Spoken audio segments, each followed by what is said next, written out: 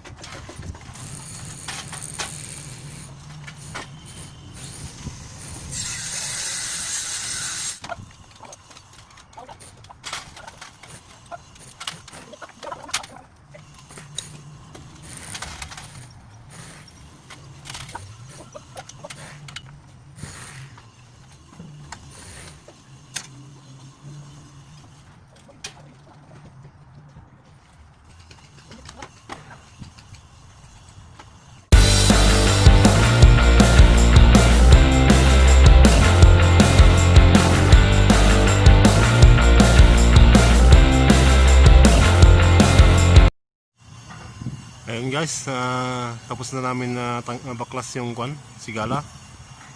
Yan na yung tubo na kinabit namin. Yan. Bali dalawang tubo yan na ditres. Tag 6 meter. Sobrang bigat guys. So doon naman sa kabila kami magbabaklas ng sigala. Yan. Yan. Si Kon ang magbabaklas dyan, si Rap Mix Vlog. Ayan guys, tungan nyo lang yung pagbabaklas ni Rap Mix Vlog. Ayan guys, bukas na namin babaklasin yan kasi kinapos na kami ng oras dahil alas 5 na. Ayan. Bali ito yung natapos namin. Ayan.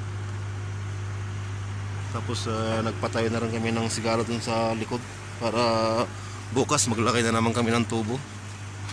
Yeah, puntahan natin yung pinatayo naming sigala. Yan, sa likod yan eh.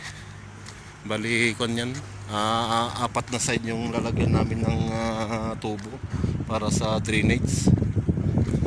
Yan guys, yung pinatayo namin yung sigala. Yan, hindi pa tapos kasi kapos na kami sa oras.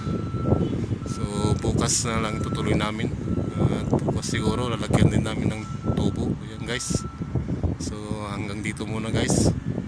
So, abangan nyo bukas yung ibang video guys. Ayan, bye bye, love you.